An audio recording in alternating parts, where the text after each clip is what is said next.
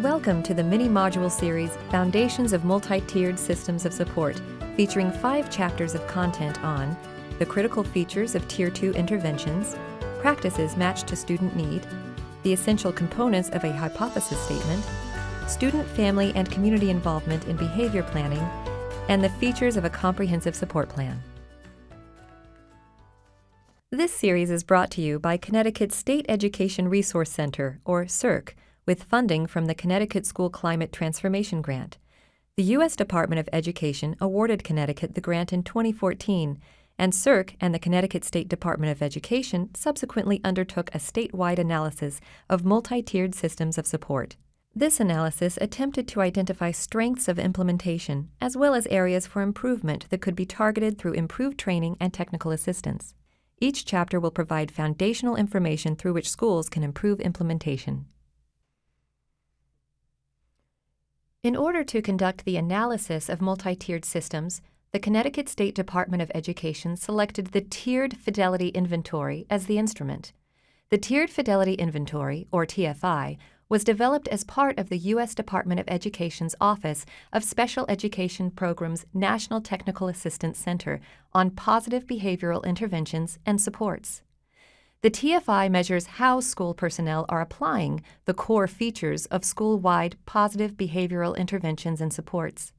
It is intended to provide a valid, reliable, and efficient measure over the 3 tiers of intervention. During the course of analysis, 175 facilitated sessions were held in schools across Connecticut, where school teams analyzed their process. Several common themes emerged from the aggregate data from items on the Tiered Fidelity Inventory. We would like to acknowledge that content and best practices were gleaned from the tool as well as resources from pbis.org and nepbis.org websites.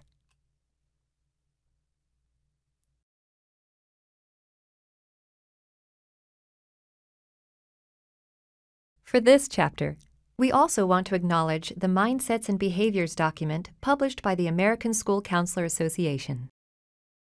The goal of this chapter is for participants to identify the critical features of a Tier 2 intervention as outlined by the Tiered Fidelity Inventory. Tier 2 interventions are targeted group interventions that are readily available to students who need additional support to gain a skill. Tier 2 interventions can be academic or behavioral depending on the student need. School teams can identify the types of interventions that should be available for students by examining aggregate data over time and identifying patterns in the data. As with all data, it is important to interrogate the screening process to ensure that students identified in need are not being subject to biased processes. Furthermore, when selecting evidence-based interventions, it is important to ensure that they are indeed matched to the needs identified, useful with the student population in your setting, and when implemented, are culturally and contextually appropriate.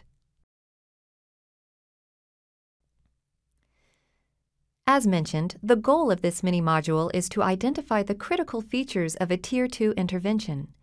There are 3 critical features: additional instruction and time for skill development, additional structure and predictability, and increased opportunity for feedback.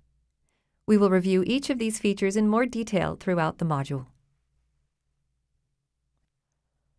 The first of the 3 critical features is additional instruction and time for skill development. Students who have demonstrated a need that is not being met by the core curriculum or Tier 1 approaches will need additional explicit instruction on the skill. Research suggests that approximately 20% of students will need additional support to be successful.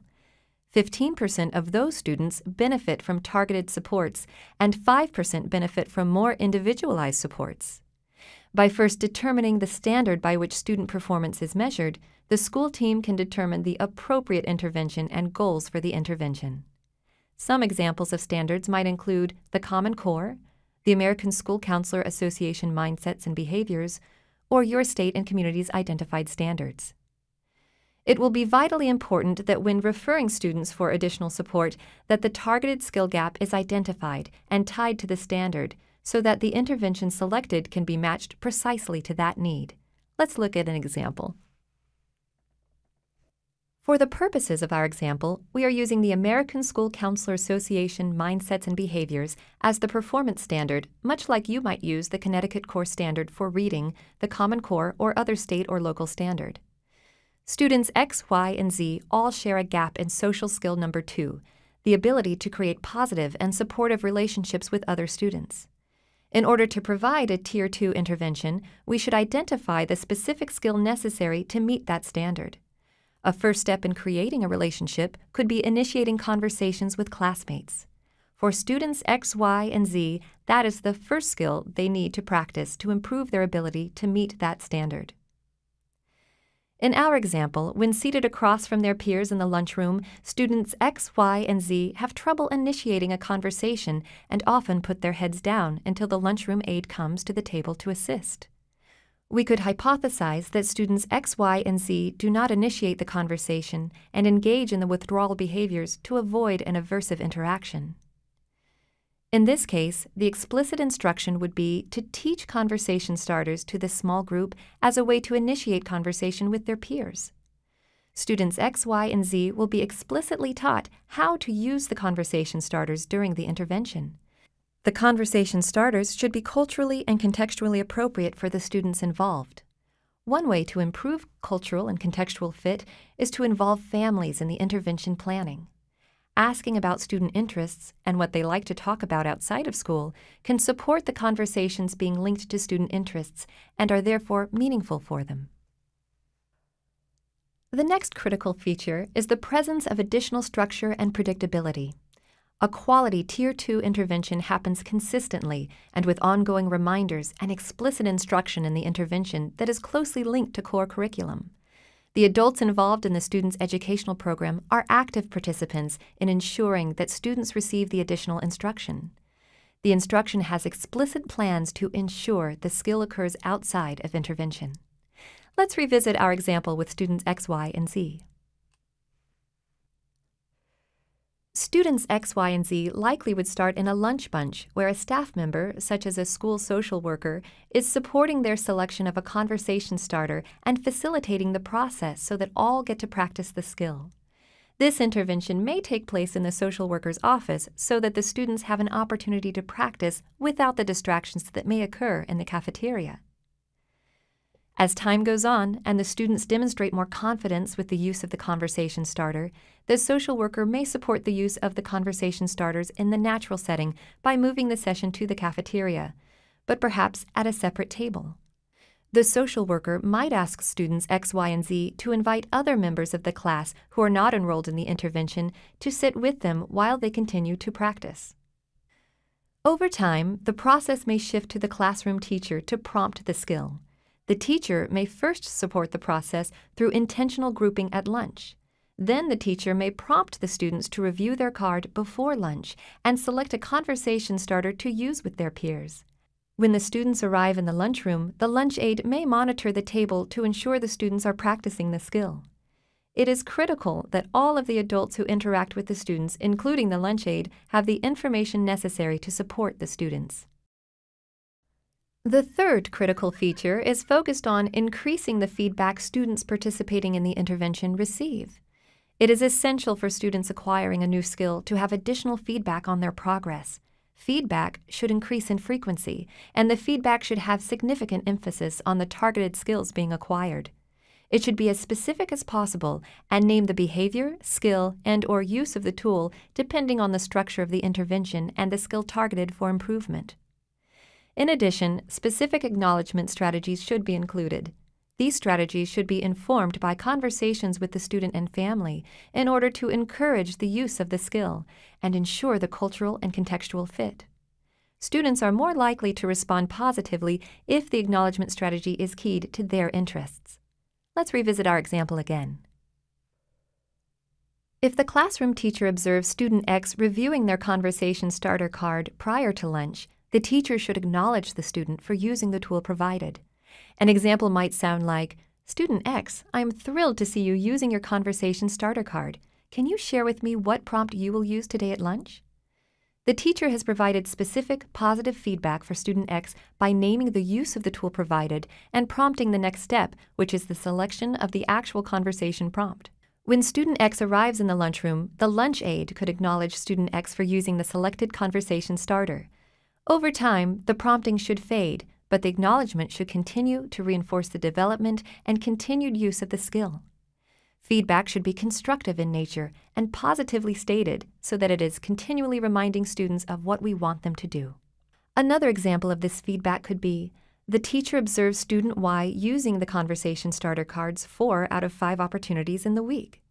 At the end of the week, student Y is able to spend 15 minutes doing a preferred activity that was selected with student and family input during the intervention planning. If constructive feedback is required, the teacher might say to student Z, "I noticed you were struggling with starting a conversation with your friend. How about we try one of those sentence starters you've been practicing with Mrs. A? Can I help you pick one?" The teacher could also practice with student Z some of the sentence starters and strategies to carry on a conversation to help student Z select the one that works best. In order to ensure increased skill acquisition, we need to make sure our Tier 2 interventions include the critical features noted in this module: additional instruction and time for skill development, additional structure and predictability, and increased opportunity for feedback.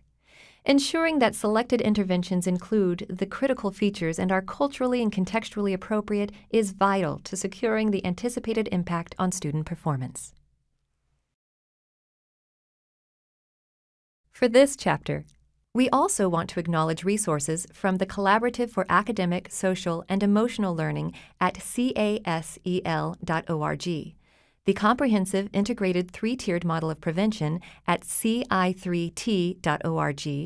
as well as Kathleen Lane's text, Systematic Screenings of Behavior to Support Instruction.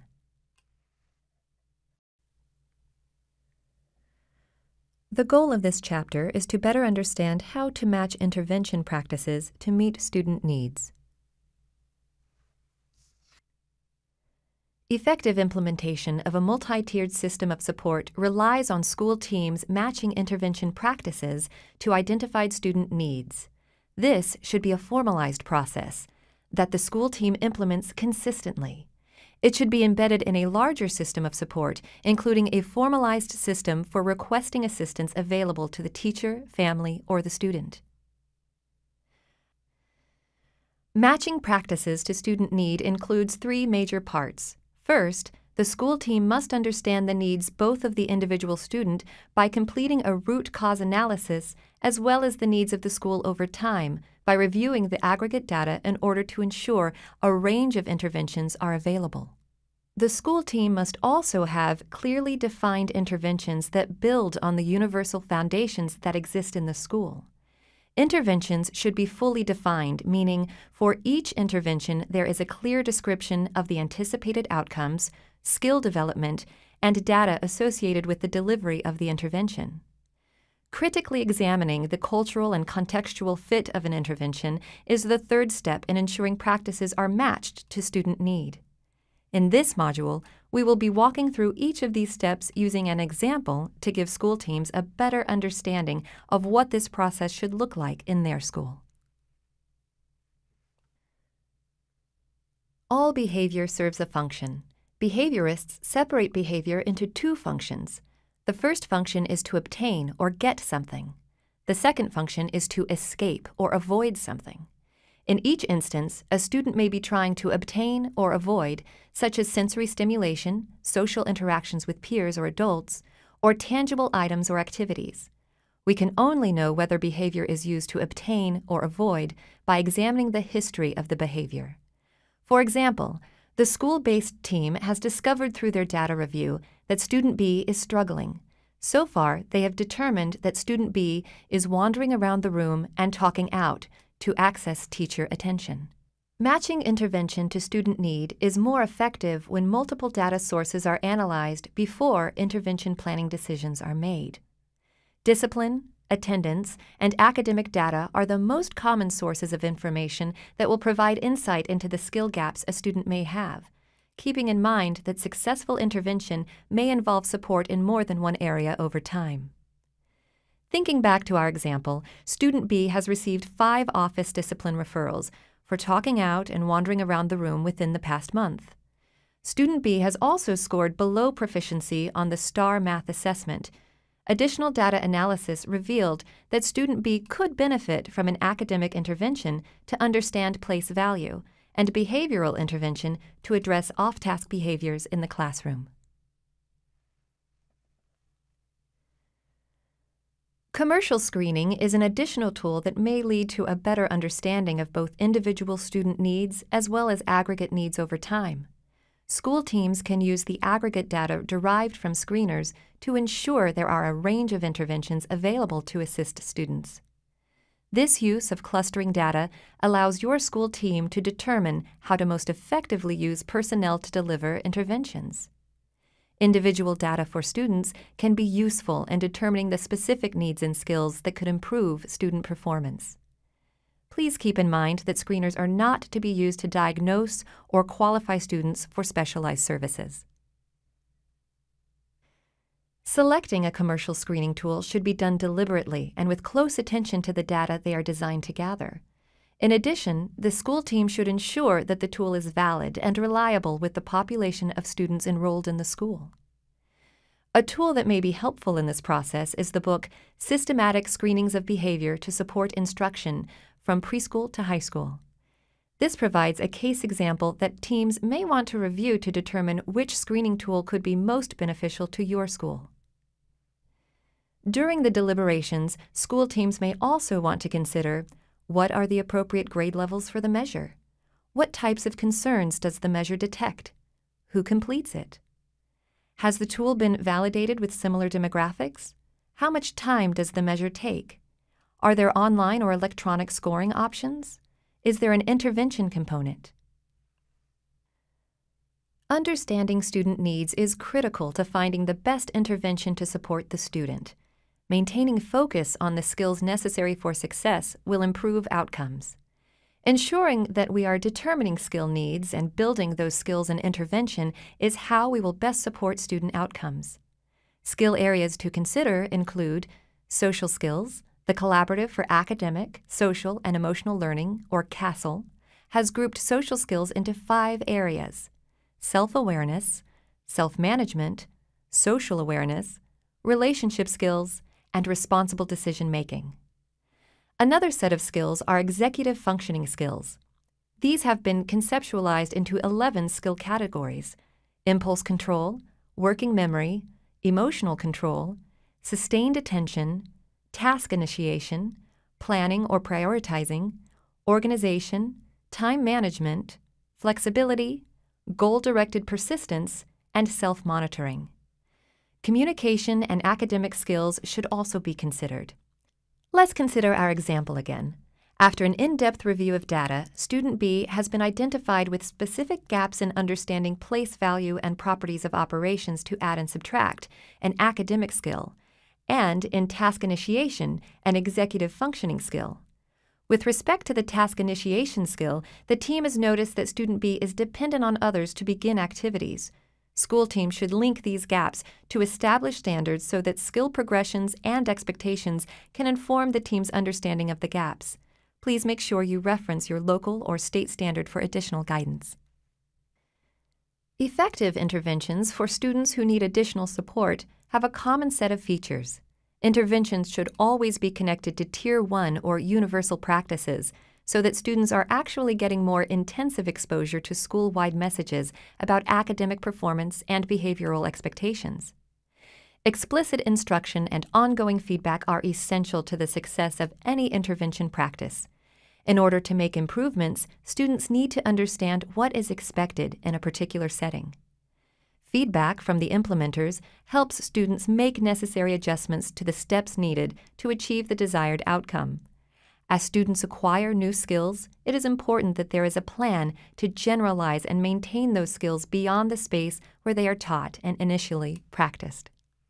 Having a clearly defined intervention assists school teams in matching students to the appropriate intervention.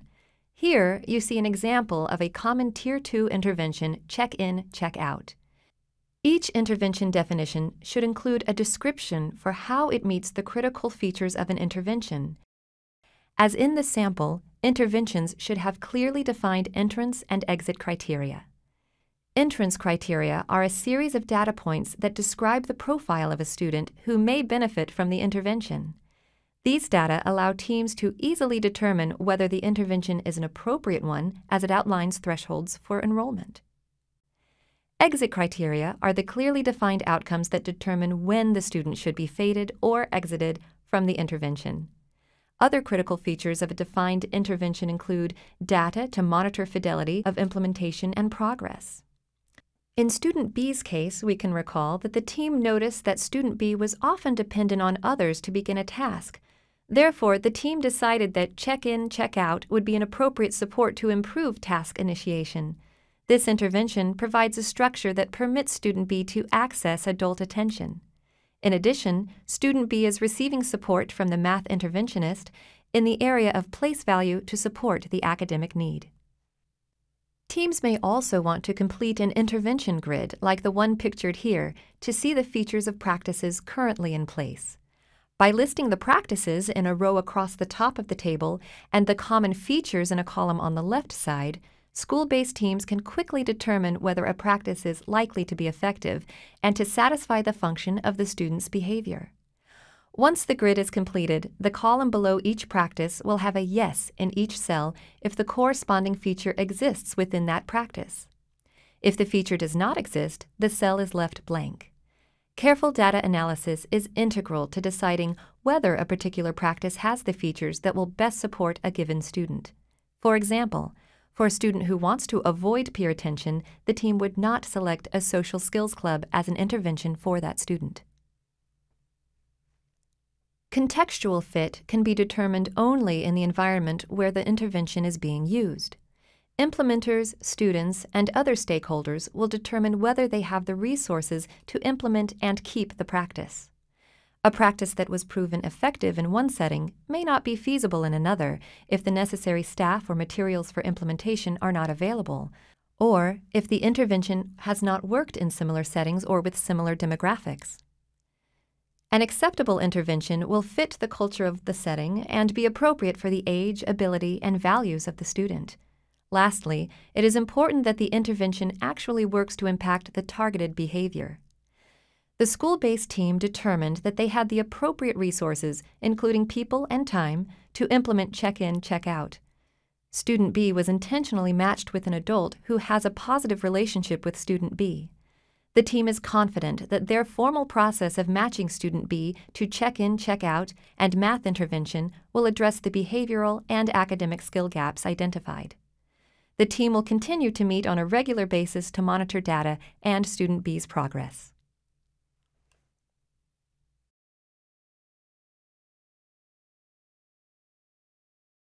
For this chapter, we also want to acknowledge resources from Portland State University's online training about functional behavior assessments and behavior intervention plans. The goal of this chapter is to understand the critical components of a hypothesis statement within a behavioral support plan. A behavioral support plan is a comprehensive plan implemented by adults who are involved in a student's educational program. The plan is designed to provide intensive intervention to support behavioral change. The cornerstone of a behavioral support plan is the development of a hypothesis statement. Hypothesis statements have three critical components, including an operational description of the target behavior, identification of the context where the target behavior is most likely to occur, and the perceived motivation for the target behavior.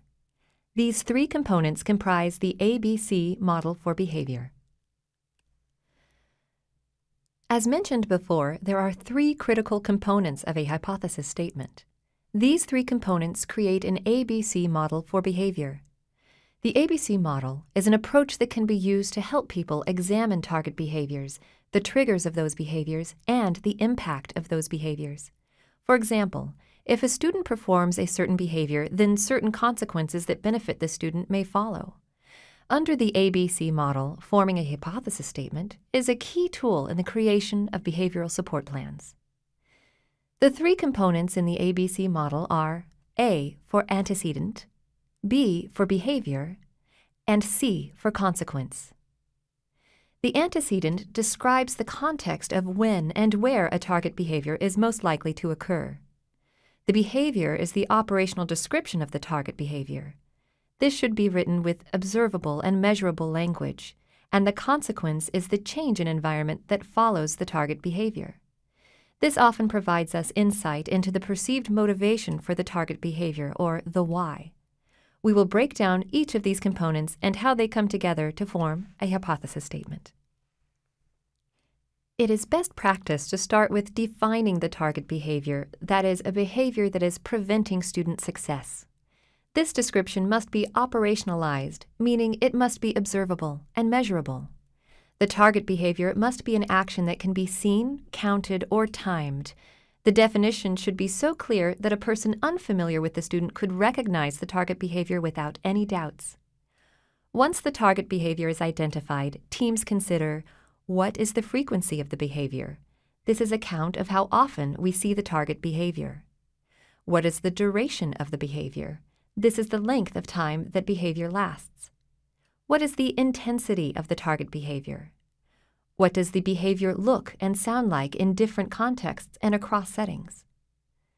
Prioritizing behaviors and defining each one separately is important, as they are not all triggered by the same things or serve the same function. To give better clarity, let's walk through an example of an operationally defined target behavior, talking out. The definition of talking out is any verbalization made by the student that was not initiated by the teacher and/or distracts others from the assigned tasks in the classroom. A complete definition should include examples and non-examples of the behavior to give a clear picture of the target behavior. A full definition allows for better data collection. To demonstrate, examples of talking out are answering a question directed to another student by the teacher, talking when the teacher is giving directions, or talking to peers during independent work time. Non-examples of talking out include answering a question that the teacher directed to the student, yelling to another student during recess, or talking with a peer during group work.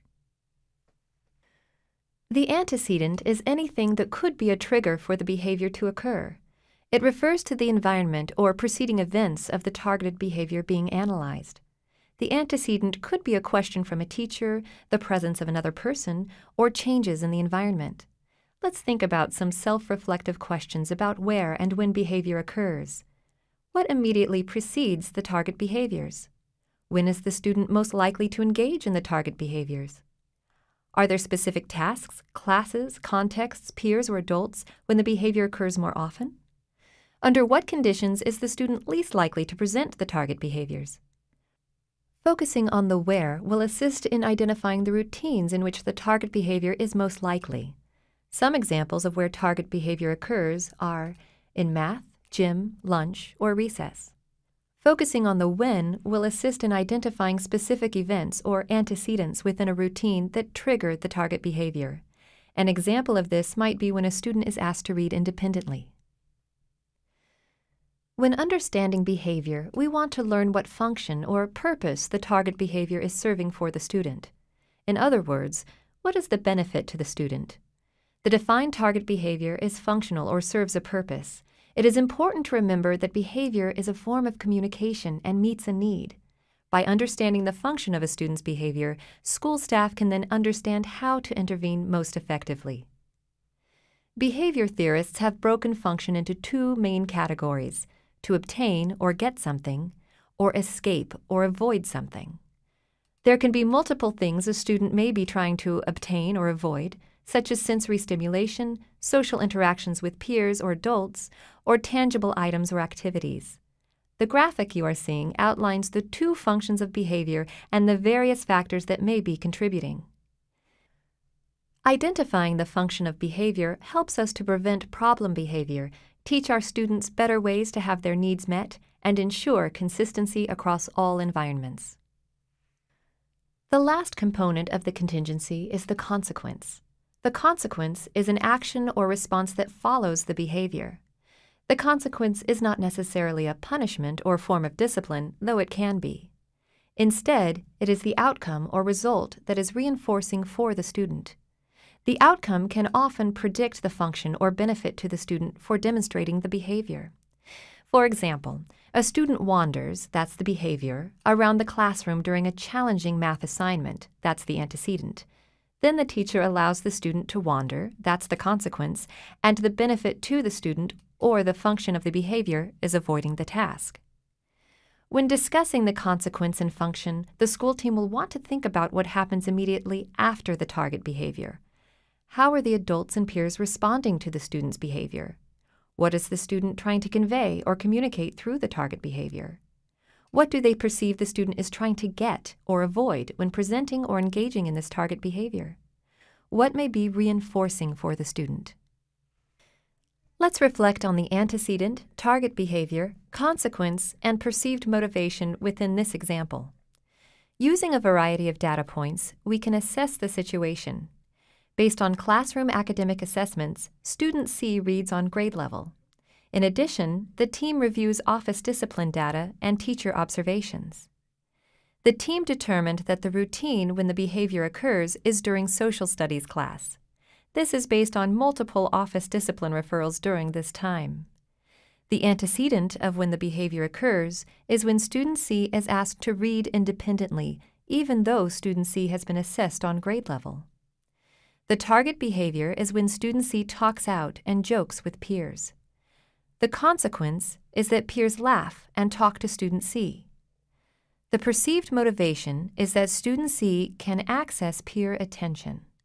The team has used the existing data to determine that the function of the behavior is peer attention and not task avoidance, since student C is capable of completing the reading task.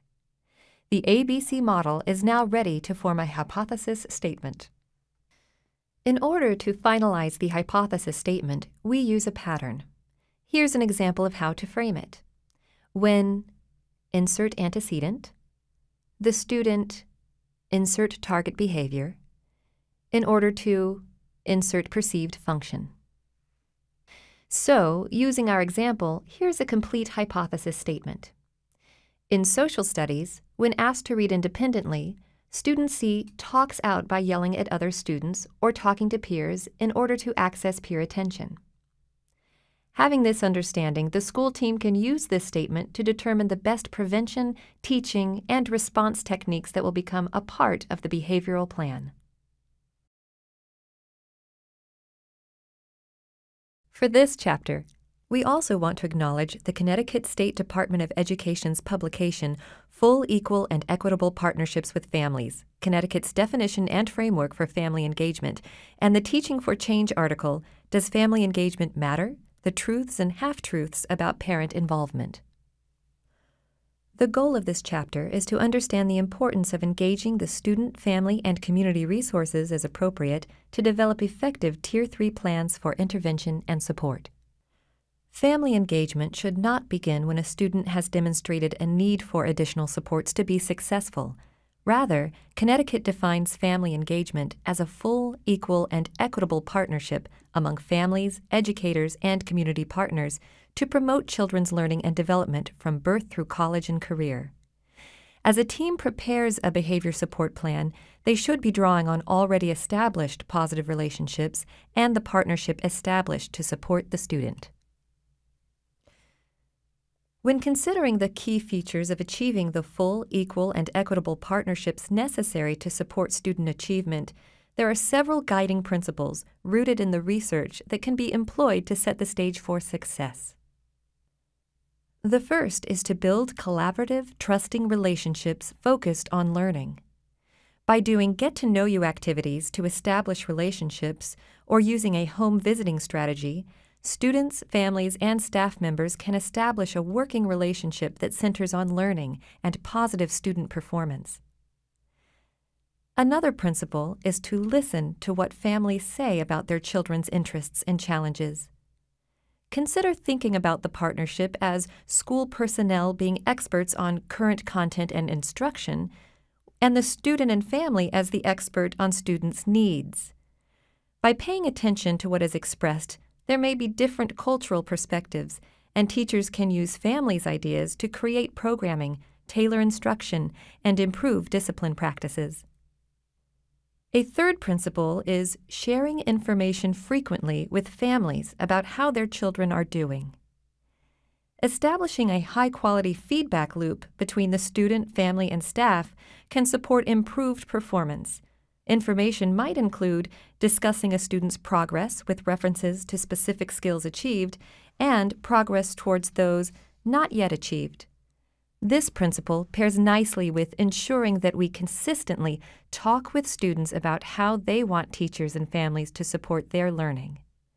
This approach should be developmentally appropriate, but can be very powerful when a student can share what works well for them and what prevents their best work. It teaches both self-reflection and advocacy skills.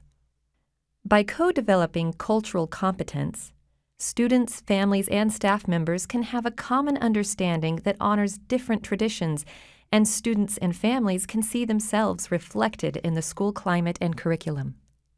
By valuing family input into the school environment, this supports parents in becoming effective leaders and advocates for children.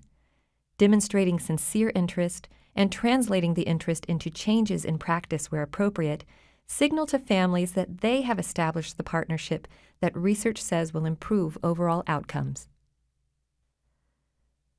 As educators, we weave the guiding principles into our work to ensure students reach the outcomes we hope. But, as they say, it takes a village. Mapp, Henderson, and Hill note that effective family engagement practice, that is, using practices that are intentional and well-designed, can support positive outcomes. We may see these successful outcomes in a number of indicators, including grades, test scores, behavior, passing rates, high school graduation, and college attendance. The working relationships between the family, school, and community all contribute to positive outcomes. Should an individualized student support plan become necessary, it should reflect common understandings across the three stakeholders. Working together, the family, school, and community help ensure access to the supports and resources necessary to enhance the plan. To that end, some students will need individualized plans that are designed to address at least one of the following needs: academic, emotional, and behavioral. These plans should be developed with the involvement of students, families, and community agencies as appropriate. This significant participation brings multiple perspectives that enrich the design of the plans and promote their sustainability and ultimately the ability to generalize the skills targeted. Student and family engagement, the key partnership, provides an invaluable lens to the student's strengths, interests, and challenges. When developing an effective student support plan, incorporating student voice helps maximize positive outcomes. Students should play a lead role in identifying their strengths and challenges, as well as their personal, academic, and career goals. These should be the foundation from which the plan can be constructed. Students can identify what motivates them to initiate work and to persevere in tasks. Students can share which staff members they have a positive relationship with and what the key features of those relationships are as a way to assist others in developing a positive relationship as well. Plans that are informed by the students' input are more likely to generate effective outcomes and promote positive identity development. With respect to family input into the development of a behavior support plan, the key is to build from an understanding of the family's perspectives on the student's strengths and challenges. Family input can be vital to identifying those strategies that motivate their student and those strategies that demotivate. Insight can be provided on the family's culture and context that further develops the educator's cultural competence. The family can describe how the student interacts with other members of the family, both immediate and extended. All of these points can serve as a great foundation to develop a plan that links carefully to the student's individual context and will serve to support the seamless integration of strategies across the settings. High-quality family engagement over time and before the need for such intense intervention may assist in refining the practices so that families are empowered to work with the educators involved in their child's programming as full and equal partners. Let's consider how we integrate family and student input into the selection of the actual intervention strategies. It is important to consider the family's input on what strategies can be replicated. What fits within the culture, customs, and family dynamics in the home. Selecting practices that can be replicated at home reinforces their use and can increase the pace of generalization.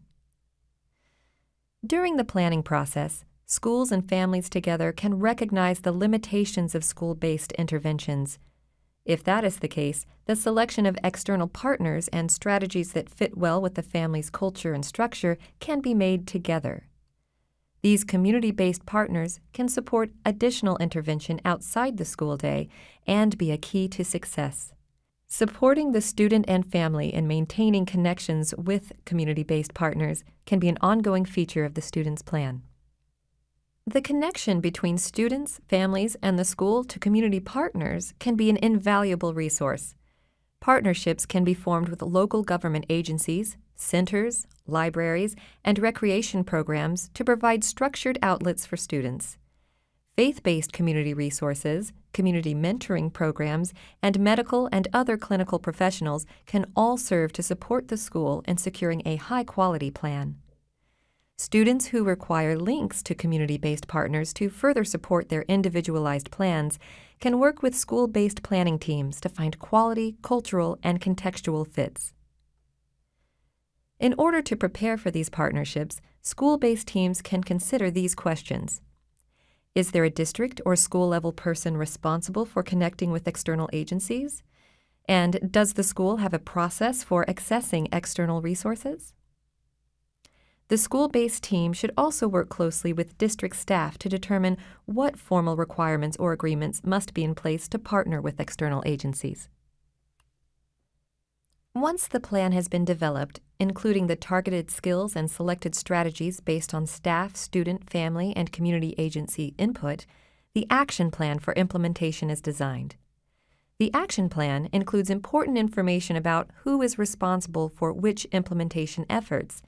In addition, the plan outlines whether training on the plan is necessary. The last critical feature of the action plan is to determine how the group will assess the fidelity of implementation. That is to say, how and at what intervals will the team monitor that the plan is being implemented as designed.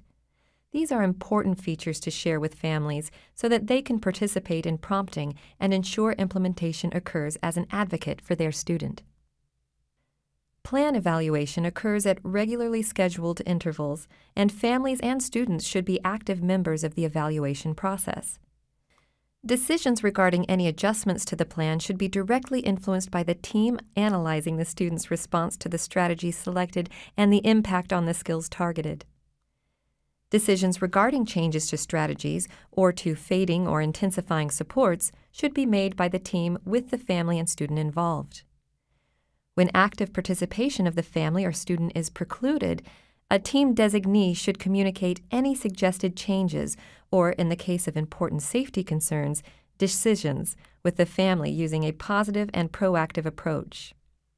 An example might be, in reviewing student K's behavior data, we had set a benchmark of a 10% decrease in the targeted behavior by this point in the plan implementation. We are excited to see that student K has demonstrated an 8% decrease in the targeted behavior, which is a great step toward our benchmark, but isn't quite meeting our timeline for the overall goal. We would like to suggest that intensifying the support will enable student K to meet the benchmarks at the rate we were hoping to see. What impacts, both positive and negative, might student K experience if we were to intensify supports? The designee can be empowered to incorporate family feedback or to reconvene the team once feedback has been collected before changes are made. Student, family, and community agency engagement is foundational to the success of behavior support plans, as was noted by one Connecticut parent in August 2017.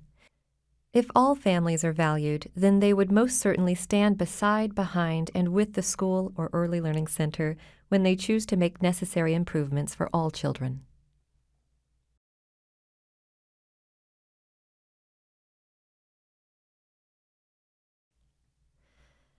The goal of this chapter is to help participants understand the core features of a comprehensive support plan for students who have not responded to universal or targeted supports and would benefit from more intensive intervention.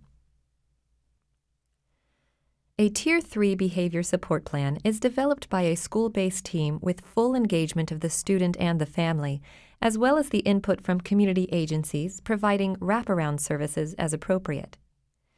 When developing the plan, it is essential to consider each of the core feature areas to ensure a comprehensive plan.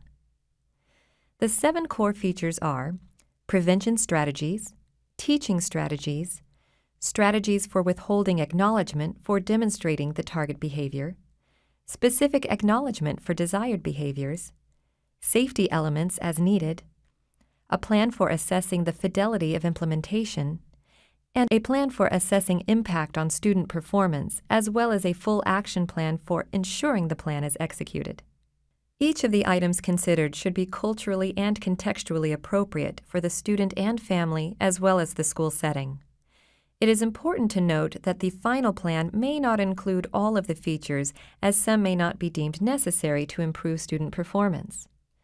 We will review each of these features in more detail throughout the module. In preparation for the support plan draft, the team will likely have conducted a functional behavioral assessment and determined the function of the student's behavior. That is to say, they have determined what the benefit is to the student for demonstrating the target behavior, like peer attention or task avoidance. This should have led to the development of a hypothesis statement from which to begin their work. It is also important in that process to identify behaviors that are appropriate.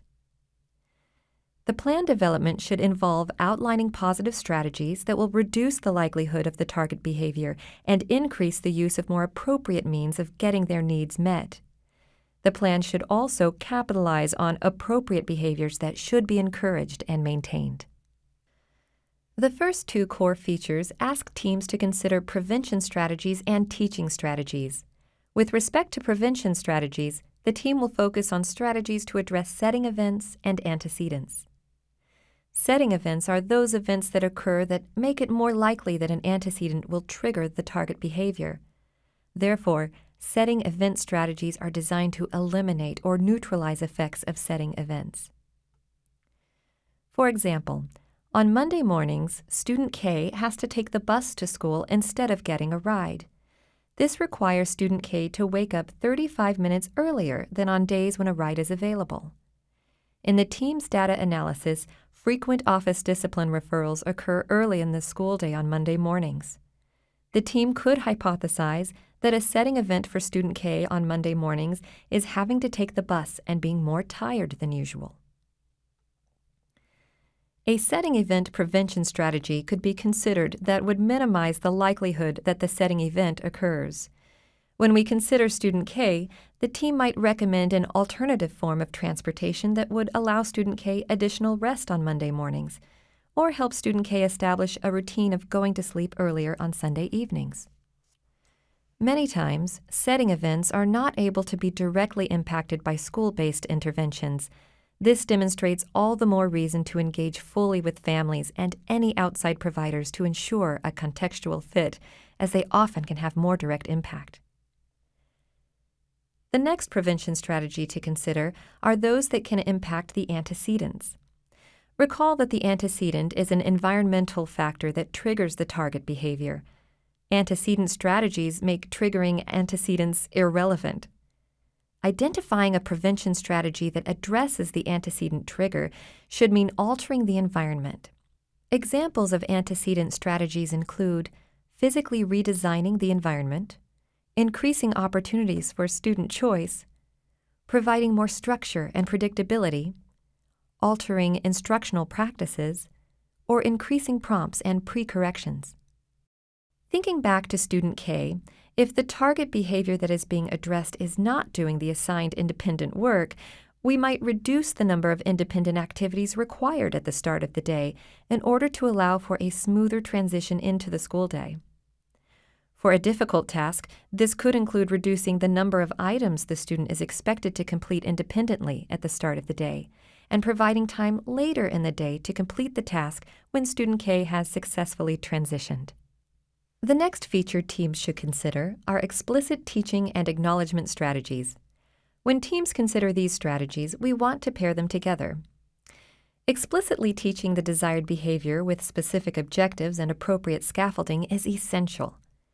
Behavior teaching strategies make target behaviors inefficient.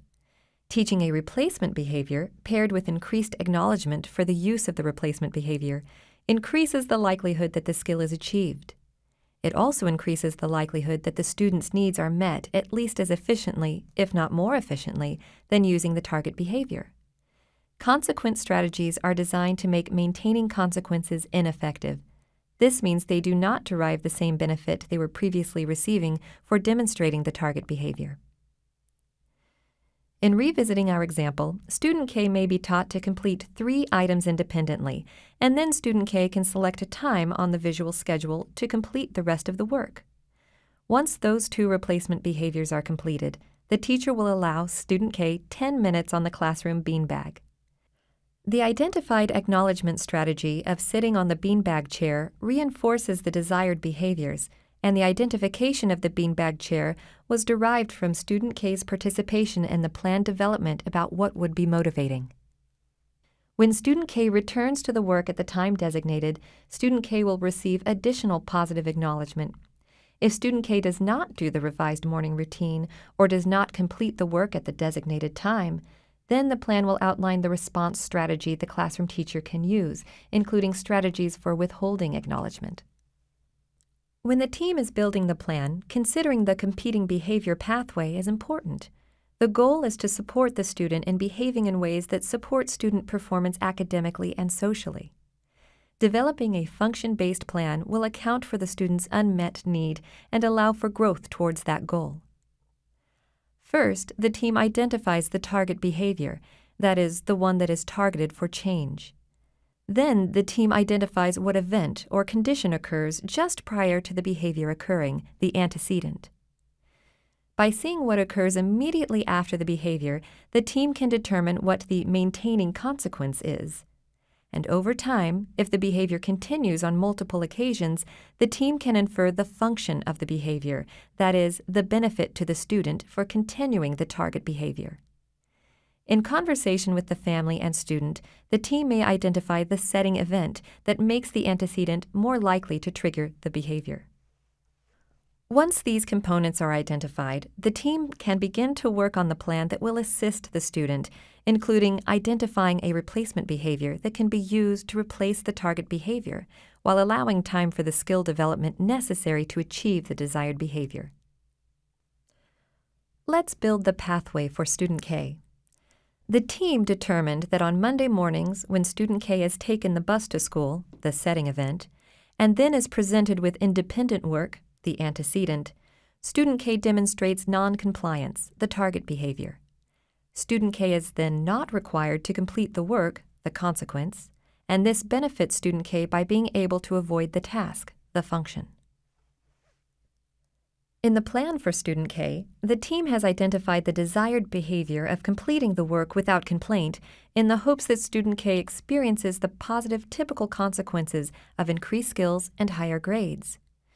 In order to build a comprehensive support plan, the team needs to consider the 7 core features of a support plan and identify the strategies that will be employed. The team selects a replacement behavior or acceptable short-term alternative.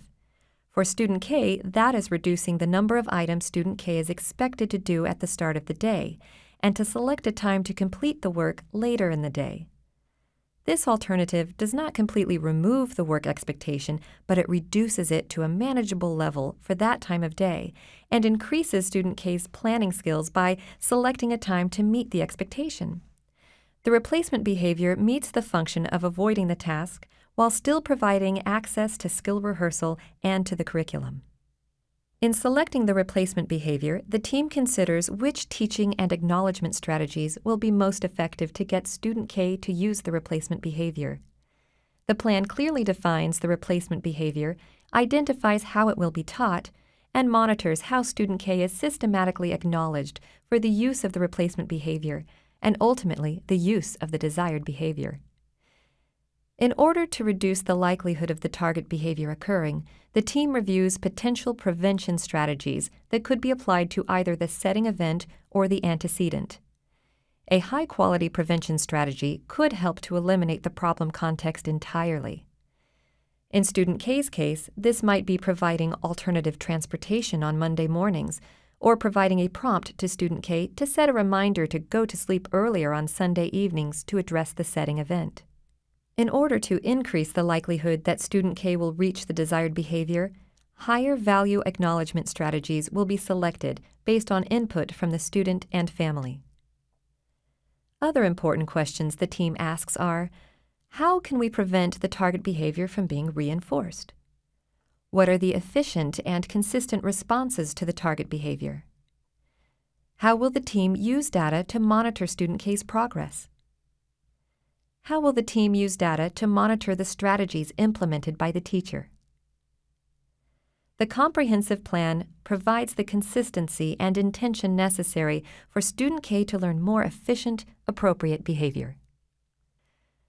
The ultimate goal is positive student performance, whether that is in academics, social interactions, or emotional development.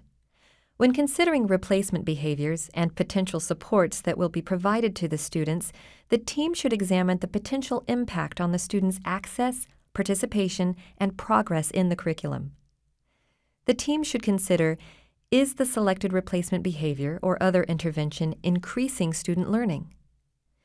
Is the team seeing higher engagement with the curriculum, with their peers, or understanding of themselves and others? Is the student developing skills that foster independence? The team's close examination of the options should identify strategies that do all three and have a high impact on learning, access to curriculum, and increased independence. Once a plan is implemented, it is crucial to regularly track progress with an eye towards the desired outcomes, inclusive of student performance and fidelity of implementation on the part of staff. Documenting progress needs to be viewed as a science. The more objective and observable the assessment, the more reliable the tracking of the student progress. The team needs to be consistent in our assessment process and tools, as well as the reporting format. A graph is the ideal way to demonstrate student progress and can be easily accessible in communicating with staff, the student, and family members. Monitoring must happen frequently in order to have an accurate understanding of the progress. The team should avoid making decisions about interventions without current data. It's important to note that there is a distinction between monitoring and evaluating. Monitoring is an ongoing piece of the implementation process. It is done at least weekly and provides information to adjust the plan. Evaluation is a summative assessment of what actually occurred. It focuses on how the plan was implemented and the outcomes for the student. Evaluation information is used to make decisions on what needs to occur next. In other words, should the plan be continued because the student is making progress, modified because the intervention did not match the need or there was limited progress, or ended because the student has achieved the desired outcome? Having addressed each of the core features, the team will have a high-quality plan to improve student performance. Thank you again for participating in the series and working to improve the quality of multi-tiered systems of support.